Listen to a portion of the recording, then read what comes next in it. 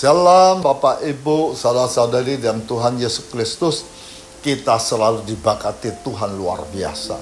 Karena Allah kita sembah Allah hidup, dahsyat, luar biasa. Kita masuk dalam doa. Terima kasih Tuhan Yesus yang baik. Terima kasih Engkau selalu memberi terbaik pada setiap anak-anak-Mu yang setia kepadamu. Engkau tidak pernah meninggalkan kami. Engkau selalu bersama kami, menjaga kami, melindungi kami, so kami bisa melewati hari demi hari dengan baik. Semua ada kemurahan hati-Mu. Sebentar lagi kami mendengar sabda-Mu, Kau berbicara kepada kami. Berikan kami hikmat pengetahuan, biar simak firman-Mu dengan baik. Di dalam nama Tuhan Yesus kami berdoa, haleluya, amin. Oke Bapak Ibu, yang judul pada firman Tuhan, jangan bimbang. Tetap percaya akan mendapat berkat. Saya ambil Alkitab Markus pasal 11 ayat 24 sampai 26.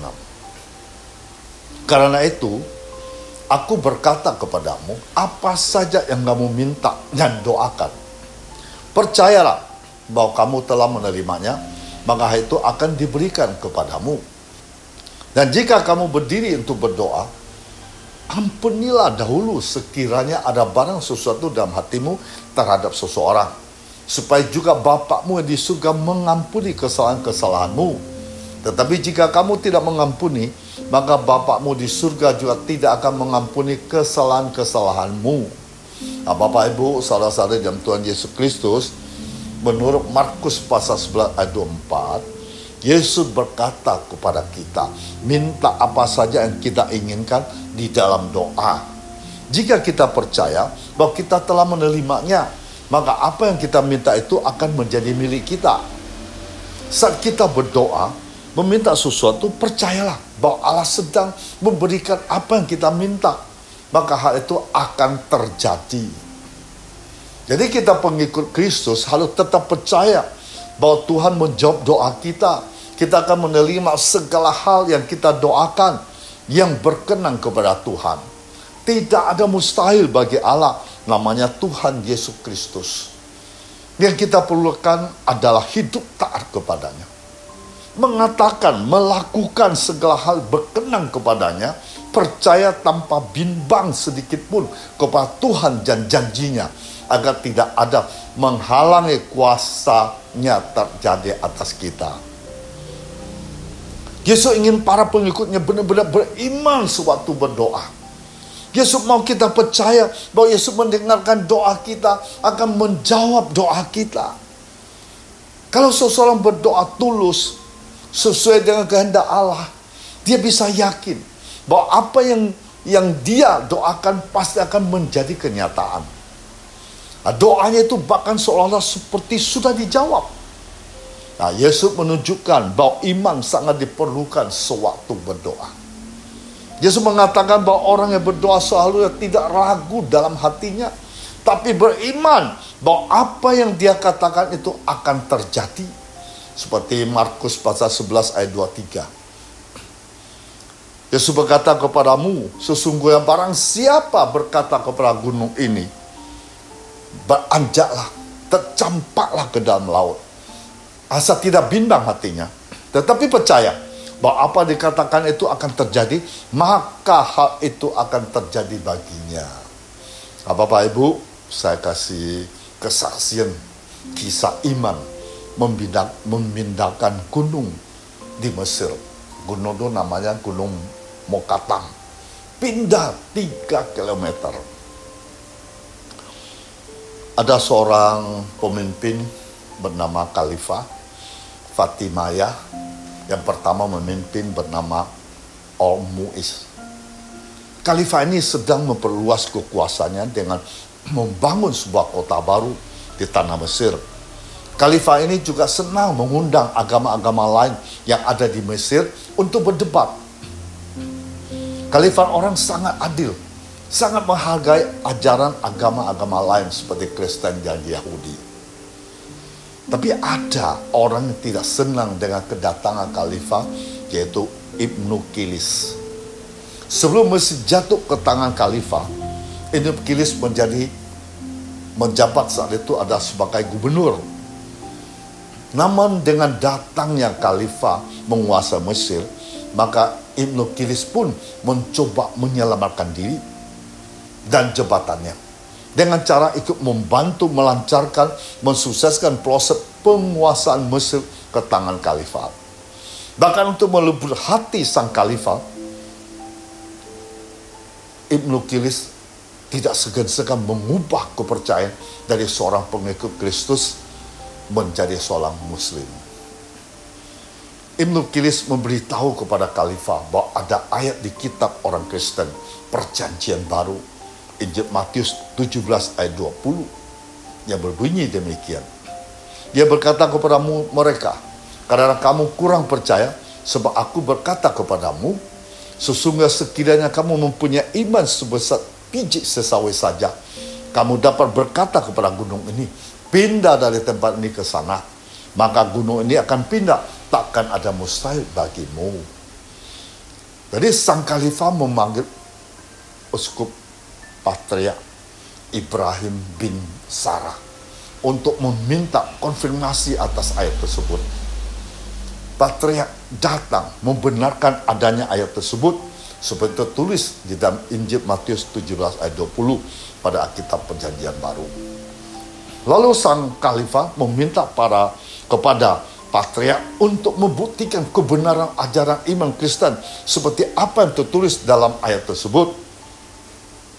Apabila tidak berhasil membuktikan sesuai dengan apa yang tertulis pada ayat tersebut, maka seluruh umat Kristiani di Mesir akan mendapat 3 macam ultimatum. Yaitu pertama, seluruh umat Kristiani di Mesir harus meninggalkan ajaran iman Kristenannya, keluar agama sebagai pemeluk agama Islam. Kedua, jika tetap mempertahankan keimanan Kristenannya, maka umat Kristen harus keluar dari tanah Mesir ke daerah atau negara lainnya.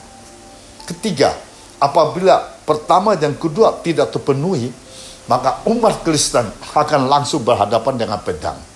Ini sama artinya dengan kematian bagi orang Kristen. Sang patriark langsung berdoa meminta kepada Tuhan untuk membimbingnya dalam menghadapi masalah tersebut. Setelah selesai berdoa, sang patriark kemudian meminta waktu 3 hari untuk menjawab sekaligus membuktikan kepada sang khalifah atas kebenaran ajaran iman Kristen. Siapa bisa menyangka sebuah mukjizat besar pernah terjadi di Mesir ketika Gunung Mokatam beranjak sejauh 3 km. Gunung Mokatam ada kisah mukjizat Kristen awal di mana gereja itu dibangun. Pada saat itu Mesir diperintahkan oleh dinasti Fatimiyah, Khalifah Al-Mu'izz Lendenalah Fatimi. Maka setelah 3 hari berdoa berpuasa dilakukan oleh semua orang Kristen di seluruh tanah Mesir untuk memindahkan Gunung Mokatam, maka suatu hari terjadi gempa bumi melanda gunung.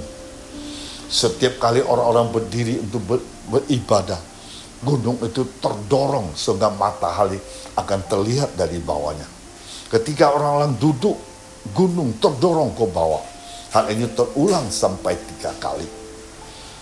Setelah itu khalifah yang ketakutan melihat apa yang terjadi akhirnya memeluk hangat patriark. Dan ini adalah awal baru bagi persahabatan yang baik antara mereka. Gunung Mokatam adalah bukti sejarah Allah telah meluputkan orang percaya dalam pembinasaan. Sehingga orang Kristen Mesir dikenal sebagai Koptik tetap berdiri sampai saat ini. Bagi Allah tidak ada mustahil. Orang yang ragu dan bimbang tidak bisa mengharapkan apapun dari Allah. Kita bisa lihat Yakobus pasal 1 ayat 5 dan 8. Tetapi apabila di antara kamu ada kekurangan hikmat, hendaklah ia memintakannya kepada Allah, memberikan kepada semua orang dengan murah hati, dengan tidak membangkit-bangkit, maka hal itu akan diberikan kepadanya.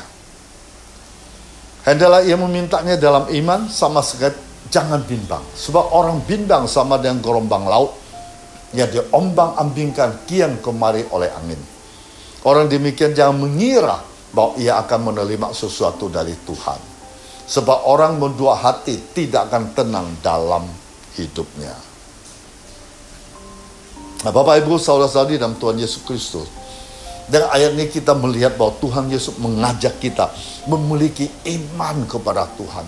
Tidak peduli kesulitan atau kemunduran yang kita hadapi.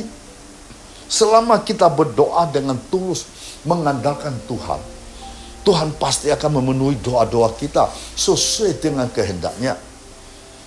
Dan kita banyak dari mereka telah memberikan kesaksian yang gemilang bagi Tuhan. Karena mereka memiliki iman yang benar kepada Tuhan. Mereka juga telah melihat banyak pekerjaan Tuhan yang luar biasa. Bapak Ibu, saudara-saudari dalam Tuhan Yesus Kristus, saya kasih contoh. Yang pertama, ketika Musa memukul batu, ayat dianugerahkan oleh Tuhan, terpencit keluar. Itu karena imannya. Tahun demi tahun berlalu, 10 tahun, 20 tahun, 30 tahun, 39 tahun, orang-orang Israel masih tetap di padang gurun. Tetapi sepanjang tahun-tahun itu Tuhan telah memelihara umatnya. Tuhan memberikan mereka makan dengan manna. Tuhan memimpin mereka selama siang hari dengan tiang awan, selama malam hari dengan tiang api. Dan selama bertahun-tahun pakaian mereka tidak menjadi rusak. Kaki mereka tidak sakit dan bengkak. Sekarang ada bulan pertama dari ke-40 tahun sejak mereka meninggalkan Mesir. Orang-orang Israel kembali berkemah di Kadesi.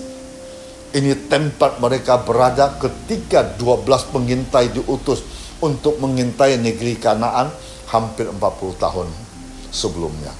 Kakak dari Musa, Miriam, meninggal di Kadesi. Sama seperti dahulu, terdapat kesukaran di situ. Bangsa Israel tidak dapat menemukan air. Maka mereka mengeluh kepada Musa. Lebih baik kita mati. Mengapa engkau membawa kami keluar dari Mesir ke tempat celaka ini, di mana tidak ada terdapat tumbuh, tidak ada tempat menabur, tidak ada buah ara, anggur, dan delima. Bahkan air minum pun tidak ada. Ketika Musa dan Harun pergi ke tabernakel untuk berdoa, Allah berkata kepada Musa, suruhlah umat itu berkumpul. Dan di depan mata mereka, katakanlah kepada bukit batu itu, cukup air akan keluar daripadanya untuk meminum umat itu serta ternaknya. Demikianlah Musa mengumpulkan orang-orang dan berkata, dengarkanlah kalian yang tidak percaya kepada Allah. Apakah Harun dan saya harus mengeluarkan air dari bukit batu ini? Kemudian Musa memukul bukit batu itu 2 kali dengan sebuah tongkat. Keluarlah banyak air. Cukup untuk memberi minum seluruh umat itu dan semua ternak mereka. Tidak ada mustahil bagi Allah, batu bisa keluar air. Kita harus percaya bahwa Allah kita tidak ada yang tidak mungkin. Kita harus percaya Allah kita tidak ada sesuatu bagi Yesus yang tidak sanggup melakukannya. Saya kasih contoh yang kedua. Ketika Daud memainkan kecapi saat memuji Allah dengan hati gembira, itu karena imannya. Ketika roh jahat hinggap pada Raja Saul, Daud memainkan kecapi, maka roh jahat keluar dari tubuh Raja Saul. Atau roh jahat mundur dari Raja Saul, sehingga Raja Saul merasa lega dan nyaman. Karena iman Daud. Dari firman Tuhan terlalu penting memiliki iman benar kepada Tuhan. Hanya dapat memiliki iman kepada Tuhan, tidak mengandalkan ide-ide sendiri. Jangan menekak Tuhan, tetapi harus mematuhi kedaratan pengaturan Tuhan. Kita harus dapat menjadi saksi bagi Tuhan, mengikuti Dia sampai akhir. Bapak Ibu, saudara-saudara dalam Tuhan Yesus Kristus. Namun dalam hidup, kita hanya dapat memiliki iman kepada Tuhan ketika kita berada di saat-saat yang baik. Tetapi ketika situasi sulit, penderitaan datang, kita seringkali pasif dan lemah. Kita bahkan tidak mau berdoa tanpa iman di masa lalu. Bagaimana bisa mencapai iman sejati kepada Tuhan? Firman Tuhan berkata, apapun jenis pemurnian yang engkau alami dalam pengalamanmu dari firman Tuhan, Tuhan menghendaki iman manusia. Dengan cara ini disempurnakan ada iman dan aspirasi manusia. Ketika engkau tidak bisa melihat, dia menyentuhnya. Dalam situasi inilah engkau membutuhkan iman. Iman manusia dibutuhkan ketika sesuatu tidak bisa terlihat oleh mata. Imanmu dibutuhkan ketika engkau tidak bisa melepaskan gagasanmu. Ketika engkau tidak bisa melihat dengan jelas pekerjaan Tuhan. Yang dibutuhkan ada imanmu. Engkau harus berdiri teguh dan menjadi saksi. Jadi hanya dari imanmu lah engkau akan bisa melihat Tuhan. Ketika engkau memiliki iman, Tuhan akan menyempurnakanmu. Tanpa iman, Tuhan tidak melakukannya. Tuhan akan memberikan kepadamu apapun yang engkau ingin dapatkan jika engkau memiliki iman. Engkau tidak bisa disempurnakan, engkau tidak akan mampu melihat perbuatan Tuhan, apalagi melihat kemahakuasaannya. Ketika engkau memberikan iman, engkau bisa menyentuh tindakan Tuhan dalam pengalaman praktismu. Tuhan akan tampak kepadamu, dia akan mencerahkan dan membimbing engkau dari dalam. Tanpa iman, Bapak Ibu, Tuhan tidak bisa melakukannya. Jika engkau sudah kehilangan harapan dalam Tuhan, bagaimana engkau akan bisa mengalami pekerjaan Tuhan? Karena itu hanya ketika engkau memiliki iman, tidak lagu terhadap Tuhan.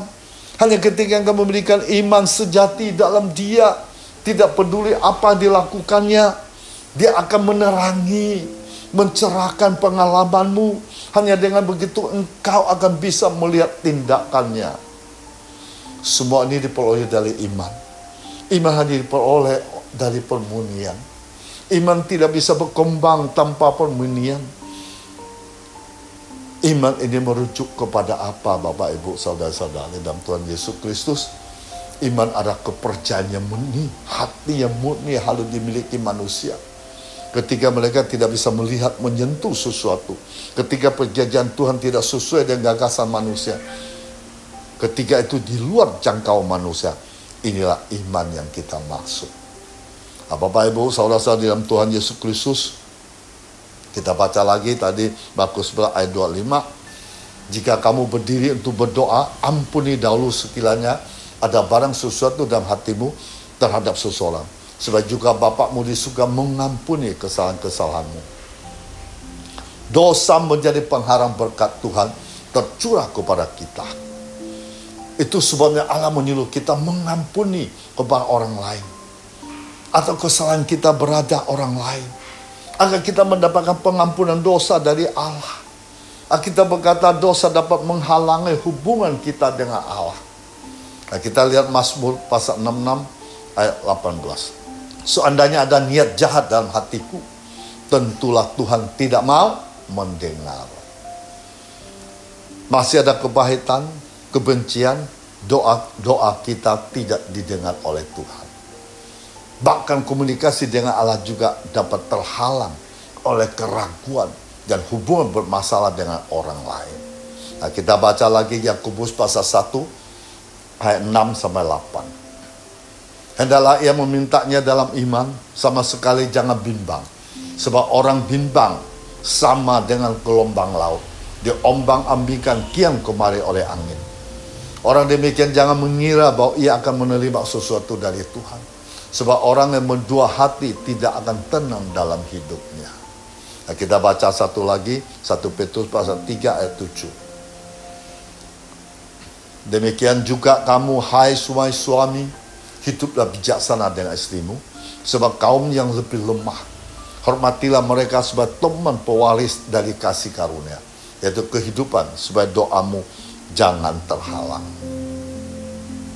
Dosa-dosa kita biarkan terus bercongkol di dalam hati diri kita, bisa membuat doa-doa kita terhalang untuk mendapatkan jawaban. Dosa itu merupakan penghalang hubungan kita dengan Tuhan.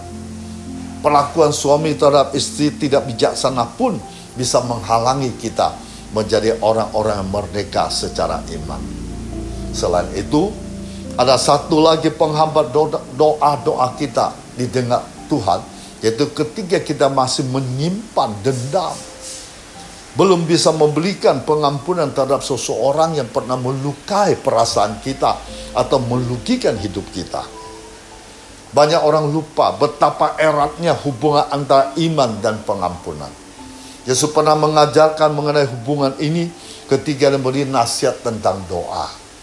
Syarat diberikan Yesus agar kita bisa memberikan iman yang sanggup mencampakkan gunung laut ada keteguhan hati kita. Tidak bimbang, tetap percaya, maka hal itu akan terjadi. Iman yang kuat akan membuat kita bisa percaya penuh kepada Tuhan.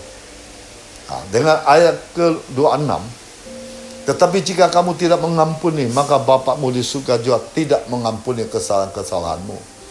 Nah, rangkaian ayat ini Bapak Ibu, saudara-saudara dalam Tuhan Yesus, menunjukkan sebuah kaitan sangat erat antara iman dan pengampunan. Sebelum kita berdoa, kita wajib terlebih dahulu mengampuni orang-orang masih menganjal dalam hati kita. Artinya, doa hanya akan bersia-sia jika kita belum melepaskan sakit hati atau dendam yang masih bercongkol di dalam hati kita yang memberi pengampunan. Tentu saja bukan kebetulan jika Yesus menopang gabungan kedua kalimat ini. Tuhan Yesus ingin kita sadar bahwa mengampuni orang-orang bersalah kepada kita adalah dasar utama untuk menerima sesuatu dari Tuhan. Tuhan sendiri sudah menunjukkan sikap tersebut terlebih dahulu. Tuhan Yesus selalu siap mengampuni kesalahan kita sebesar apapun. Kata mengampuni diulang lagi Matius pasal 6 ayat 14. Karena jika kamu mengalami kesalahan orang, Bapa yang di surga akan mengampuni kamu juga.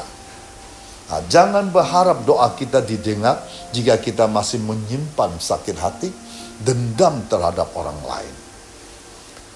Dengan kata lain, kita tidak akan dapat memperoleh pengabulan doa.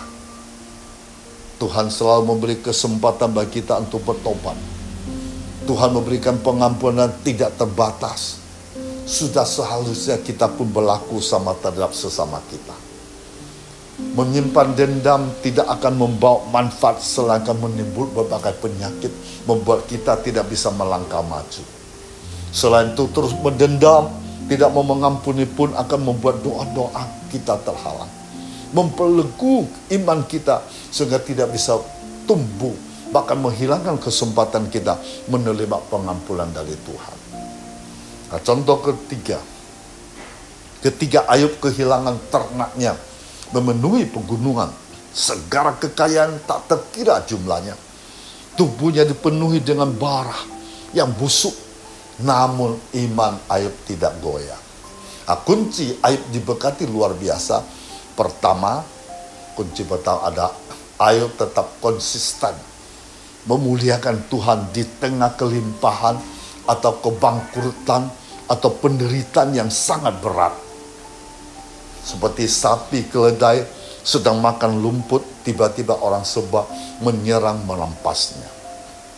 Tiba-tiba api dari langit menyabar, membakar habis kambing domba. Tiba-tiba orang Kasdim membentuk 3 pasukan, menyerbu unta-unta dan melampasnya. Tiba-tiba angin ribut bertiup rumah Ayub sehingga roboh menimpa anak Ayub sehingga mati semua. Bapak Ibu, saudara-saudari dalam Tuhan Yesus Kristus, Ayub pasal 1:22 itu membuktikan Ayub mendapat berkat yang luar biasa. Dalam semua itu Ayub tidak berbuat dosa, tidak menuduh Allah berbuat yang kurang patut. Nah, kunci kedua, Ayub memiliki jiwa sosial yang tinggi. Sehingga Ayub telah mengajar banyak orang. Tangan yang lemah telah dikeluarkan. Orang jatuh telah dibangunkan. Oleh kata-kata Ayub, lutut yang lemas telah dikokohkan. Kita baca Ayub pasal 4 ayat 3-4. Sesungguhnya, engkau telah mengajar banyak orang. Dari tangan yang lemah telah engkau keluarkan. Orang jatuh telah dibangunkan oleh kata-katamu, dan lutut yang lemah telah dikau kokohkan. Nah, yang kunci ketiga mendapat berkat Tuhan yang luar biasa.